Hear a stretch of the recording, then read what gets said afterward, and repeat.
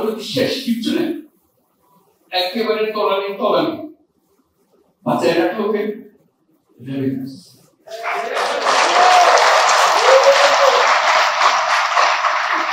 Remittance এই বাংলার নতুন বাংলাদেশের জন্ম দিয়েছে।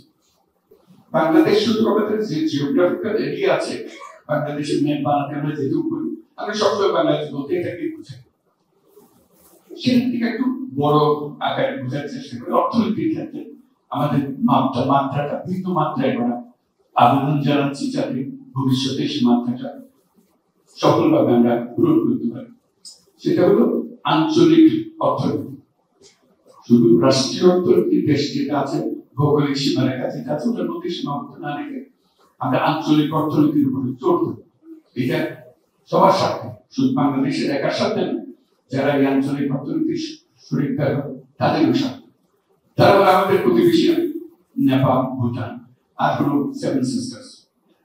তাদের সমস্যাটা একটা পরিষ্কার, তারা ল্যান্ডলক কান্ট্রি, তারা আটকে আছে, সমুদ্রের মধ্যে যেতে পারে না। আমাদের সে অ্যাক্সেসটা আছে, সমুদ্র আমাদের সঙ্গে আছে, কাজেই তাদের সঙ্গে বলি যে তোমাদের সমুদ্রের প্রবেশ খুব সহজ করে বসা যাওয়ার পর তাদের অর্থনীতি সফল হবে, আমাদের অর্থনীতি।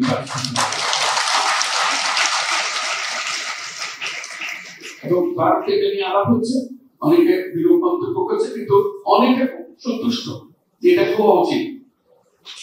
এটা আমাদের স্বাভাবিক পদ্ধতিতে হবে, এটা জোর করে কাউকে বলতে পারবো না আমার সঙ্গে ব্যবসা করে। সে তার ব্যবসা এখন সীমাবদ্ধ হয়ে গেছে, সেটা বিবেক হচ্ছে। আমরা যদি তার রাস্তাটা খুলে দিই, সেও খুশি, আমরাও খুশি, কারণ সে আমার উপর দিয়ে চলাফেরা করা মানে আমার অর্থনীতি একটা বিরাট ক্ষতি সঞ্চার করা। তো সেই দিকে এই জন্য আপনাদেরকে এটা বললাম, এটা মাথার মধ্যে রাখা। কারণ আপনাদের সঙ্গে এইসব এলাকার যে রিজিওনাল অর্থনীতি যেটা বলছে, আঞ্চলিক অর্থনীতি, তাদের বন্ধু বান্ধব অনেক আছে আপনাদের কাছে। আপনারা যেরকম গুরুত্বপূর্ণ বাংলাদেশের জন্য, তারাও তাদের জন্য, তাদের দেশের জন্য গুরুত্বপূর্ণ। তারা যদি মনে করি হ্যাঁ তাই তো আমরা এটা মাধ্যমে কাজ করবো, তারা আস্তে আস্তে দেখবে যে রাস্তা খুলে যাচ্ছে। মানুষ যেটা চায় সে রাস্তা বন্ধ করে রাখা যায় না। স্রোতের মতো জিনিস, পানিতে যেন মারতে রাখা যায়, মানুষের আশঙ্কা আটকে রাখা যায়। একবার একটা মাথায় ঢুকে গেলে সেটা যে পাথর হোক, যেই হোক, এটা ভেঙে সে বের হবে। কাজে মাথার মধ্যে যদি ঢুকে এটা আঞ্চলিক অর্থনীতি আমরা গড়ে তুলবো, তাহলে দেখবেন যে আঞ্চলিক ভাবে অনেক জিনিস সম্ভব। এখানে আন্তর্জাতিক ক্ষেত্রে যখন জাতিসংঘে আসি, বিভিন্ন দেশের লোকদের সঙ্গে, নেতৃবৃন্দের সঙ্গে দেখা হয়, তাদেরকে এই কথা বলি, তাদের কাছে সঙ্গে সঙ্গে এটা মনে হয় বড় প্রস্তাব। একটা বিশ্ব সংস্থার প্রধান সে বলল যে হ্যাঁ এটা তো এই জিনিস তো আমরা অনুভব করি, কিন্তু তোমার মতো করে বলতে পারিনি, এখন থেকে এটা আমি বলবো আঞ্চলিক অর্থনীতি। তাদের এই যে সীমাবদ্ধতা, দেশের অর্থনীতির যে সীমাবদ্ধতা, সেই সীমাবদ্ধতা থেকে আমরা বেরিয়ে যেতে পারবো। আমাদের মনটাও করা হবে, ইন্টারাকশন হবে আশেপাশের দেশের সঙ্গে, এবং আমাদের অর্থনীতির মধ্যে বিরাট গতি সঞ্চার। আরেকটা বিষয় আছে, সেটা হলো বললাম আমাদের অর্থনীতি, এখানে পানি ছিল নাকি আমাদের দিয়ে দেব।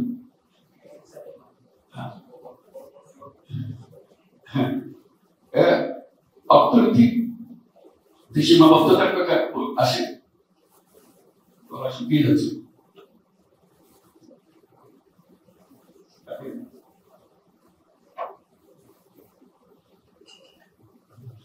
আরেকটা বিষয় হলো ওই যে সীমাবদ্ধতা, যে ম্যাপ, বাংলাদেশের ম্যাপ, বাংলাদেশ বলতে আমরা ওটাই বুঝি।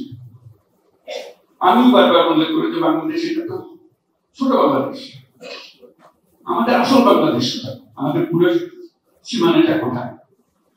বিরাট বঙ্গোপসাগর কিন্তু আমাদের।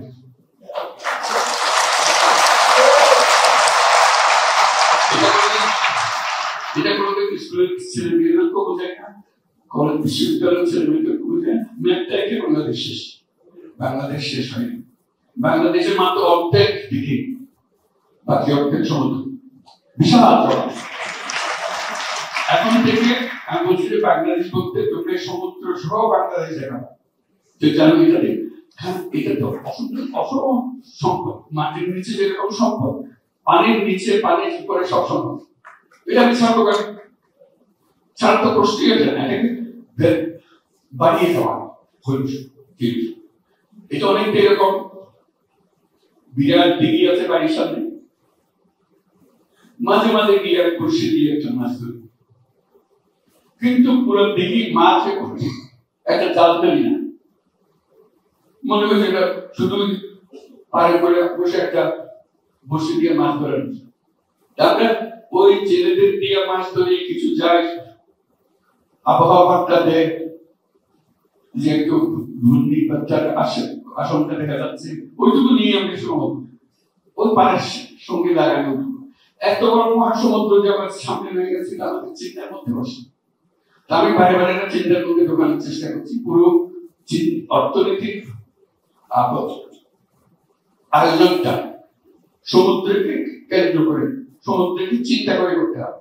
এখন আমরা বিভিন্ন দেশের সঙ্গে আলাপ করছি যে এই সমুদ্র কাজে লাগানোর জন্য আমাদের যা যা দরকার, জাহাজ দরকার, মাছ ধরার ট্রলার দরকার, প্রসেসিং দরকার, এগুলোর জন্য আমাদের প্রস্তুতি নেওয়ার জন্য সমুদ্র সম্বন্ধে একবার যদি আমরা চিন্তা মাথায় ঢুকে ফেলাই, তার ইমিডিয়েট হলো যে সমুদ্র যখন আছে, সমুদ্রের উপরিভাগটা হলো চলাচলের রাস্তা, দুনিয়ার যে কোনো জায়গা থেকে যে কোনো জায়গায় যাওয়া যায়, ওখানে রাস্তা বানাতে হবে না, জাহাজ লাগে, জাহাজ লাগে, বন্দর লাগে।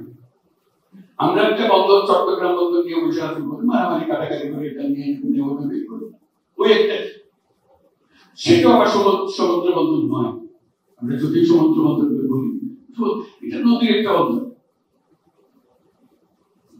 চট্টগ্রাম বন্দরে জাহাজ কিন্তু সমুদ্রে থামে না, কর্ণফুলী নদীতে গিয়ে থামে, কিন্তু সমুদ্র বন্দর তো সমুদ্রের উপরে থাকবে।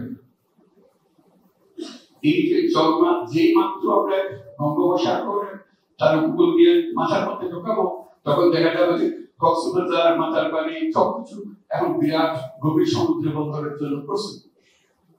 একবার যদি সেখানে গভীর সমুদ্র বন্দর, একটা সমুদ্র বন্দর প্রায় শেষ হয়ে আসছে, কাজে লাগানোর মতো করে এরকম যদি দু চারটা সমুদ্র বন্দর হয়, সিঙ্গাপুর যেমন, সিঙ্গাপুরের আসলে কি বন্দর আর তো কিছু না, এই বন্দরের ফ্যাসিলিটি বিক্রি করে সে আজকে এত বড় রাষ্ট্র হয়ে গেল, এত বড় ধনী রাষ্ট্র হয়ে গেল। আর আমরা বসে আছি মাছ ধরতেছি উপকূলে বসে, জেলেদের পাঠায় দিতেছি মাছ ধরে, আর সত্যি মানে এইটুকুই গেল।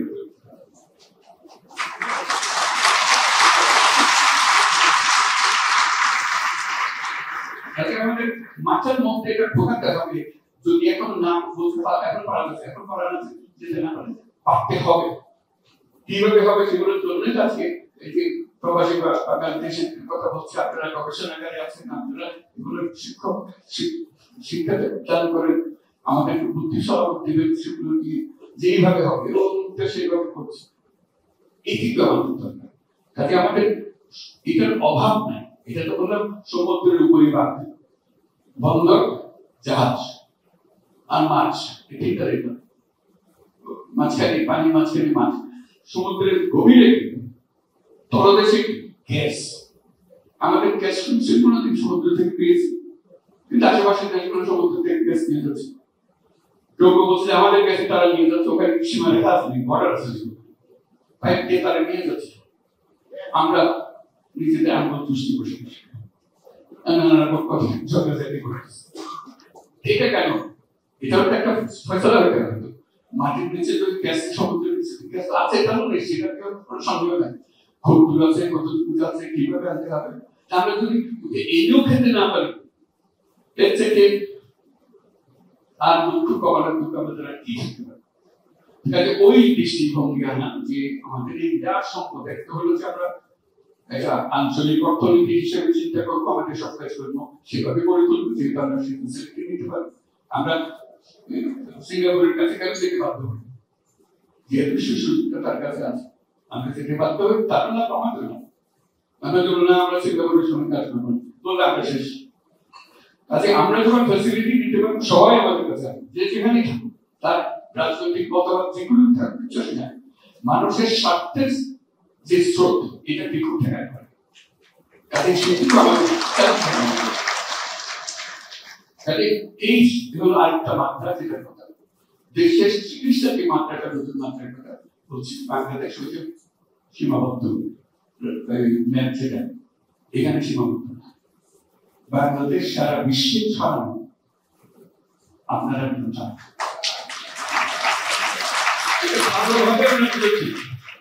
ভালোভাবে আমরা বুঝেছি এই গণ অভ্যুত্থান জনতার অভ্যুত্থানের সঙ্গে ছাত্র অভ্যুত্থানের সঙ্গে তারা আমাদেরকে বাঁচান আমাদের অর্থনৈতিক শেষ কিচ্ছু নেই একেবারে তলানি বাঁচায় রাখলো কে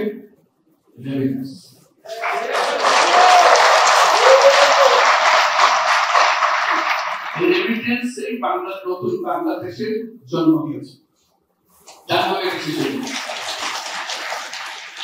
আজও যে আমরা গলা হারিয়ে বুক ফুলিয়ে বলি আমাদের অর্থনীতি মজবুত হয়েছে সেটার একমাত্র কারণ হলো রেমিটেন্স কাজে আপনাদের আমাদের এই দূরত্ব নাই আসলে আমরা এটা ভাবতে হবে আমরা ওই যে বঙ্গোপসাগরের উপর বাংলাদেশের অংশ আপনারাও বাংলাদেশের অংশ এবার আজকে আমরা বলতেছি আপনার ভোটের অধিকার আমাদের তারাবার অধিকার কেউ দিচ্ছেন না এগুলো ফয়সালা হবে একটা হয়ে যাবে এগুলো কোনো বিষয় না একবার নিজের মধ্যে আসলে শুরু হলো আগে তো ভোটাধিকার ছিল না এখন ভোটাধিকার আসুক তারপর বাকিটা বলি একসঙ্গে সবাই দেশে গেলে আবার মূল কথাটা হলো এই দূরত্ব নাই আমরা যে যেখান থেকে আমরা আজকে নিউ ইয়র্কে বসে কথা বলছি বাংলাদেশে শুধু নিউ ইয়র্কের সারা দুনিয়া জুড়ে যেখানে যাবেন বাংলাদেশ এবং অত্যন্ত সাফল্যমণ্ডিত মানুষ সেসব দেশের সঙ্গে বাংলাদেশের হয়েছে কাজে তারাও চায় বাংলাদেশিদের একটা বৈশিষ্ট্য হলো সে যত আরামে থাকুক যত হাঁটাক করুক যত বাড়িঘর বানাক গাড়ি বানাক ওই দেশের গ্রামের বাড়িটার ব্যাপার সে বুঝতে পারবে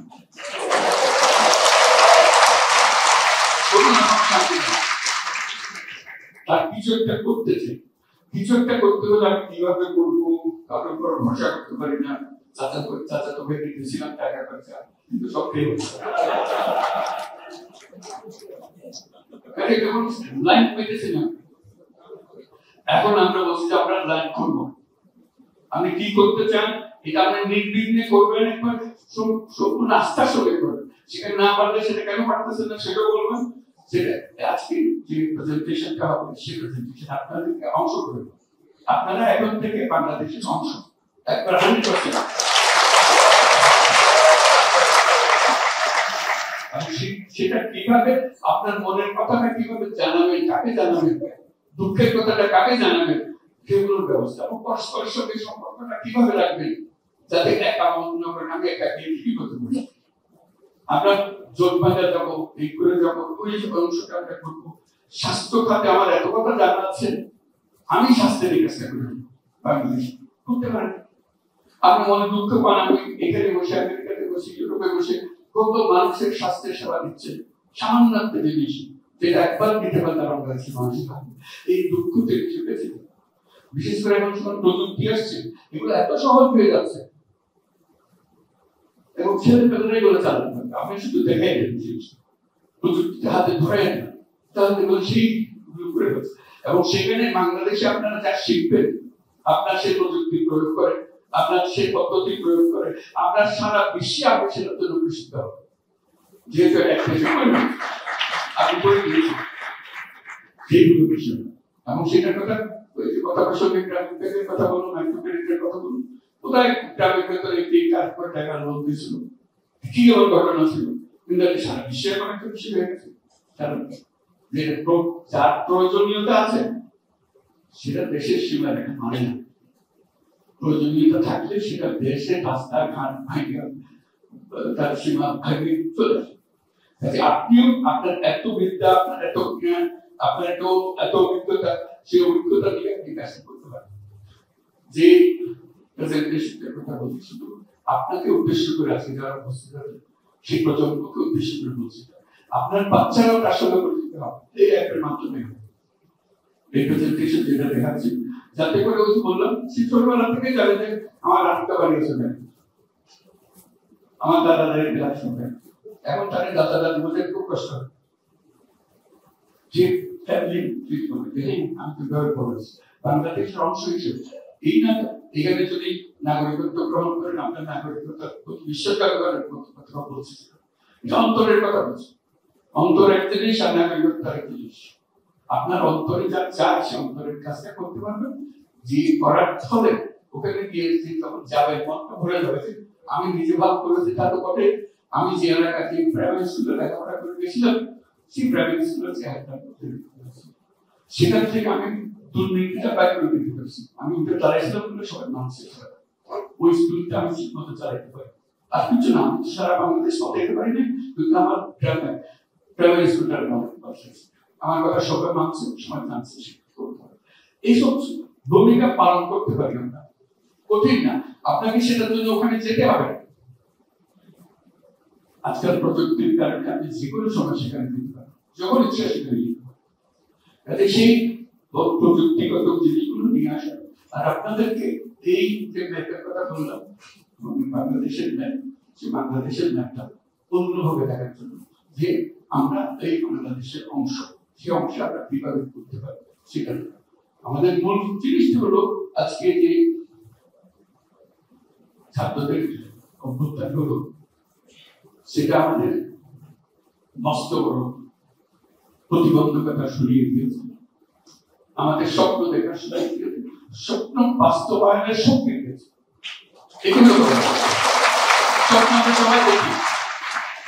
সবাই দেখি বাস্তবায়নের ক্ষমতা আমরা পাই না এই পরিবর্তন ছাত্ররা যা করলো সেই শক্তি আমাদেরকে দিয়েছে এই শক্তিটা যেন হারিয়ে না সেই জন্য আজকে আমরা সবাই মিলে জাতিসংঘে এসেছি এই কথা সবার সাথে বলা যে এই জাতিসংঘে এসে আমরা সবাইকে জানিয়ে দিচ্ছি একসঙ্গে এসেছি সবাই জানিয়ে দিচ্ছি এই ব্যাপারে আমরা জাতির সাথে আমরা এক